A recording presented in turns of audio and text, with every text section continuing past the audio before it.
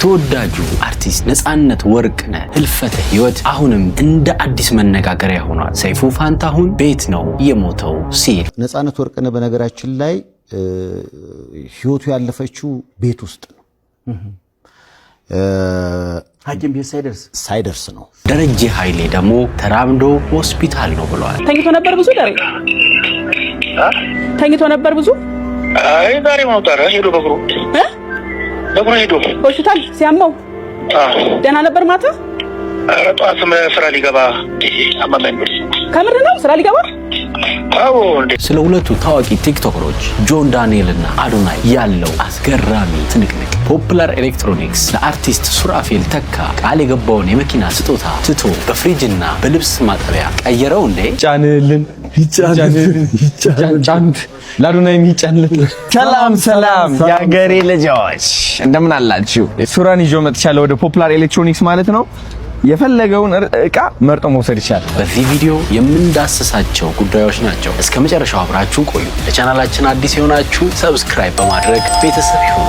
ናሁታ ቲዮ ከሰሞኑ ፖፑላር ኤሌክትሮኒክስ ከአዶናይ እና ከአርቲስት ሱራፌል ተካልኝ ጋራ በሾውሩማቸው በመገኘት ለአርቲስት ሱራፌል ሁለት ስጦታዎችን አበርክተውለታል። የልብስ ማጠቢያ ማሽን እና ፍሪጅ። ይሄ በጣም ደስ የሚል ተግባር ነው። ይህንን ተከትሎ አብዛኛው ተመልካች እንግዲህ ምንድነው መኪናውን በእነዚህ ኤሌክትሮኒክሶች ሊሸውዱት ነው ወይም ደግሞ ሊተውት ነው እንዴ የሚል ስጋት ተደቅኗል። ምክንያቱም የፖፑላር ኤሌክትሮኒክስ የቲክቶክ አካውንት ቃል ከተገባለት 1 ሚሊዮን ከደረሰ በኋላ ቀኑ ሳይጠናቀቅ ነበረ ከ1 ሚሊዮን በመቀነስ አሁን ላይ 40,000 የሚጠጋ ፎሎወር አጥቷል ማለት ነው። ይህንን ተከትሎ አብዛኛው ሰው ፎሎወሩ በመቀነሱ ምክንያት ቃል የተገባለት የመኪናው ስጦታ ምን ነው ቆየ በኤሌክትሮኒክሱ ሊሸወር ነው የሚል ፍራቻ ተፈጥሯል። እንደኔ ግምትና እንደኔ አስተያየት ፖፑላር ኤሌክትሮኒክስ ቀላል ድርጅት ወይም ደግሞ እንደዚህ እንደኛ እንደ ጓደኛ ቃሉን የሚያጥፍ ድርጅት ነው ብዬ አላስብም። ሁለተኛ ደረጃ ይህንን መኪና ኦልሬዲ ቃል ገብተዋል። እንግዲህ መኪና የሚገዛበት ፕሮሰስ ምናምን ጊዜዎች ያስፈልጉታል ብዬ እገምታለሁ እና በትዕግስት ብንጠብቅና ምናልባትም ከዚህም በላይ ሊቆይ ስለሚችል ያንን ጋፕ ለመሸፈንና ፖፑላር ኤሌክትሮኒክስ ከአርቲስት ሱራፌል ጋር ለመገናኘትና ለመተዋወቅ በአካል ስለፈለጉ ይህንን ስጦታ ያበረከቱለት ይመስለኛል እንጂ በምንም ታምር ይህንን የገቡትን ቃል ይተዋሉ ብዬ አላስብም ማለት ነው። ወደሚቀጥለው መረጃ ስናልፍ ሁለቱ ታዋቂ ቲክቶከሮች ጆን ዳንኤል እና አዶናይ እንግዲህ ዙሩን እያከረሩት ነው። እንግዲህ እንደሚታወቀው ጆን ዳንኤል ከእስር ከተፈታ በኋላ በበጎ ስራዎቹ በህዝብ ዘንድ በፊት የነበረውን ተቀባይነት ለመመለስ እየጣረ ይገኛል። ይህም በጣም የሚያስደስት ነው። ከሰሞኑም አንድ ደስ የሚል ተግባር አድርጎ ብዙ ሰዎችን አስደስቷል። ይህም በአርሲ አካባቢ በሚገኝ አንድ የገጠራማ ስፍራ በመገኘት የውሃ ጉድጓድ ቁፋሮ እንዳደረገ ተናግሯል። ይህንን ተከትሎ ብዙ ሰዎች ራሱ አይደለም ያስቆፈረው፣ እንዴት በአንድ ግለሰብ ይሄ መሆን ይችላል? ይህ የጉድጓድ ቁፋሮ በአንድ ግለሰብ ብቻ የሚሰራ ስራ አይደለም፣ እሱ አይደለም ውሸት ነው የሚል የተለያዩ ትችቶች በሶሻል ሚዲያ ሲዘዋወሩ ነበር። በራሱ አውጥቶት ሳይሆን የቲክቶክ ተጽዕኖ ፈጣሪ ስለተባለ ያን ነገር ለማነቃቃት አይነት ለማነሳሳት አይነት ነው የሄደው። ስለዚህ ጆን ዳንኤል አወጣው እያልሽ የምትፎግሪውን ነገር እረፊ።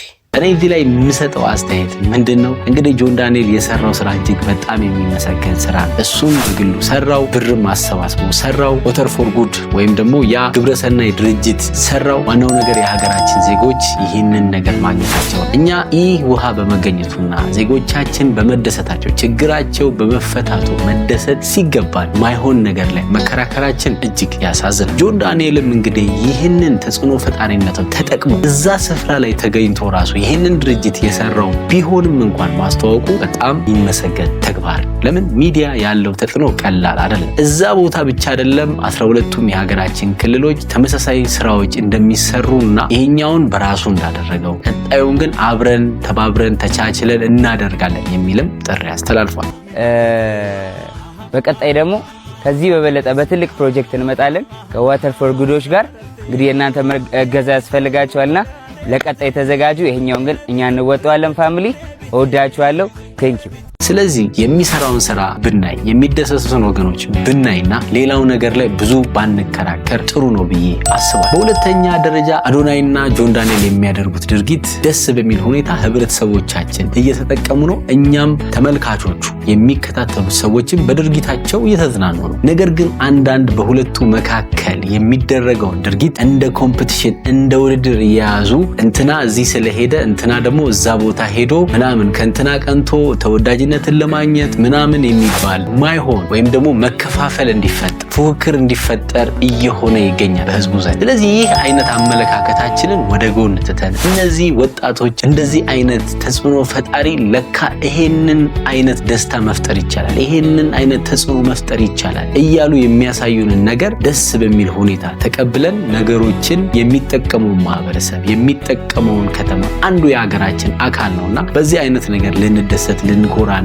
ሶሻል ሚዲያ በዚህ አይነት ደረጃ ለውጥ እያመጣ መሆኑን ስናይ ልንደሰትበት ነው። በስተመጨረሻና ዋናው ጉዳያችን ኮሜዲያን አርቲስት ነፃነት ወርቅነህ ህልፈተ ህይወትን ተከትሎ አሁንም የአሟሟቱ ሁኔታ እንደ አዲስ እየተነሳ ነው። በሰይፉ ሾው ላይ ባለፈው እሁድ ከመጋቢ ሐዲስ ጋር በነበረው ኢንተርቪው ስለ ነፃነት አሟሟት ያጋራው አንድ መረጃ ነበር። ይህም መረጃ ነፃነት የሞተበት ቀን ጁስ መጠጣት እንደፈለገና ይህንንም ጁስ ከጠጣ በኋላ እንዳስመለሰው ወዲያውኑም እዛው ቤት ውስጥ ህይወቱ እንዳለፈ ከዛም አብሯት የሚኖሩት የባለቤቱ እናት የቅርብ ጓደኛውን አስናቀን በመጥራት እና አስናቀም ጠብታ አምቡላንስን ጠርቶ ጠብታ አምቡላንስ ወደ ሆስፒታል ሲሄድ ሆስፒታል ሲደርስ ዶክተሮቹ ኮሪደር ላይ ሞቷል እኮ ወይም ደግሞ ህይወቱ አልፏል እንዳሉ ተናግሯል። እና ጧት ላይ እንግዲህ ጁስ ከቁርስ ጋር ጁስ መጠጣት ፈልጋለሁ አለ። ጁስ ተሰጠው። ከዛ አስመለሰ። ሲያስመልስ እሳቸውም ተደናቅጠው ጓደኞቹን አስናቀ ጋር ጠሩ። አስናቀም እየመጣ ጠብታ አምቡላንስን ጠራ። ከዛ የጠብታ አምቡላንስ ሰዎች እንደዛ እንደው ያው ፈጣን ናቸው ሲባል እናውቃለን። በጣም ግን ያኔ በጣም በፍጥነት ነው የመጡት እግዚአብሔር ይስጣቸው። እና ከዛ በመጡበት አጋጣሚ እዛው ኦክሲጅን ሊሰጡት ሞከሩ። ወደ ያኔት ሆስፒታል ነው መጀመሪያ ሄደው። እዛው አያት አካባቢ ያለ ሆስፒታል ነውና እዛ ኮሪደር ላይ ዶክተሩ አይታው ህይወቱ አልፏል ብላለች። ህልፈተ ህይወቱን በሰማንበት ወቅት ደግሞ ኮሜዲያን ደረጀ ከአርቲስት ገነት ጋራ ባደረጉት የስልክ ቆይታ ነፃነት ያረፈው በእግሩ ተራምዶ ሆስፒታል ሄዶ ነው ብሎ ተናግሯል። ተኝቶ ነበር ብዙ? አይ ዛሬ ማውጣራ ሄዶ በእግሩ ሄዶ ሆስፒታል ሲያመው ደህና ነበር ማታ? ኧረ ጠዋት ስራ ሊገባ አማማኝ። ከምር ነው ስራ ሊገባ? አዎ እንዴ አዎ ወጣች በኋላ ደውልልሻለሁ። ስለዚህ ይህ ጉዳይ አሁን ላይ እንደ አዲስ ተነስቶ መነጋገሪያ ሆኗል። በዚህ ጉዳይ ላይ መስጠት መፈለገው አስተያየት ነፃነት ወርቅነህ ህልፈተ ህይወቱን በሰማንበት ወቅት በሶሻል ሚዲያ ሲዘዋወሩ የነበሩ ቪዲዮዎች በነበረበት በሽታ ህይወቱ እንዳለፈ ነው። ያም ደግሞ በኢቢኤስ ቴሌቪዥን ከአንድ ዓመት በፊት ለሕክምና ወደ ህንድ ሀገር በሄደበት ህንድ ሀገር ሄዶ ከተመለሰ በኋላ በሰጠው ቃለመጠይቅ ስለ ቆይታውና ስለ ህመሙ አንዳንድ ነገር ኢንተርቪው በተደረገበት ወቅት ያወራውን ነገር በተለያዩ ሶሻል ሚዲያዎች ሲጋራ ነበር። ይህንን ተከትሎ ሁላችንም አንድ ነገር ብቻ ደምድመናል። ይሄም በነበረበት ህመም ያ ህመም አገርሽቶበት ህይወቱ እንዳለፈ ነው። ነገር ግን በትክክል ኢንቨስቲጌት ተደርጎ መግለጫ በዚህ ጉዳይ ላይ አልተሰጠም። የተለያዩ አርቲስቶች በሚሞቱበት ጊዜ ወይ የፖሊስ አካል ወይም ደግሞ እንደዚሁ ሰይፉ ሾው ላይም ቀርበው ትክክለኛው የአሟሟቱ ሁኔታ ኢንቨስቲጌት ተደርጎም ሊሆን ይችላል ወይም ደግሞ የነበሩ ሰዎች አብረው ቁጭ ብለው ይሄ ነው ተብሎ ይነገራል። የነፃነት ግን ይሄ አልተደረገምና እንደዚህ አይነት የሐሳብ መከፋፈሎች መኖራቸው የሚጠበቅ ነው። ለምን ጥርት ያለ ነገር ወይም ደግሞ እንደ መግለጫ አይነት ነገር መሰጠት ነበረበት ብዬ አስባለሁ። ነፃነት ወርቅነህ ትልቅ የአገር አርቲስት ነው። ብዙ ሰዎች የሱን ህይወት የሱን ሁኔታ ስለሚከታተሉ የህዝብም ልጅ ስለሆነ እንደዚህ አይነት ሰዎች በሚያርፉ ጊዜ ፎርማል የሆነ መግለጫዎች መሰጠት ይኖርባቸዋል። ከእንደዚህ አይነት መወዛገቦች ሐሳብ መከፋፈሎች እንዳይፈጠሩ ማለት ነው። ምናልባት ደረጀ የተናገረው ከነበረበት ስሜት ድንጋጤ ጋር ተያይዞ ሊሆን ይችል ይሆናል። ሰይፉ ጋር አንድ ላይ ሆነው ይሄንን ነገር ማጥራትና ሌሎች የነበሩ ሰዎች በቦታው የጠብታ አምቡላንስን አስናቀም እናቱም ባለችበት ይሄ ነገር አንድ ላይ ሆነው መግለጫና ሐሳብ የሚጠራበት ነገር ቢመቻች ጥሩ ነው። ለምን ሰዎች ይሄንን ነገር ወደ ኔጌቲቭ ነገር እየወሰዱት ነው። ባለቤቱ አላለቀሰችም፣ የባለቤቱ እናት ያልሆነ ነገሮችን ሰዎች ጭንቅላቶች ውስጥ እየተመላለሱና በኮመንት እንደዚህ አይነት ሐሳቦችን እየገለጹ ስለሆነ ይሄ ነገር ትክክለኛ ትክክለኛው መረጃ ትክክለኛ መግለጫ ቢሰጥ የሚል ሐሳብ ለመስጠት ነው። እስከዚህ ሰዓት አብራችሁ ስለነበራችሁ እጅግ በጣም እናመሰግናለን። በቀጣይ በተሻለ ቪዲዮ እስከምንገናኝ ቻናላችንን ሰብስክራይብ በማድረግ ቤተሰብ ሁኑ።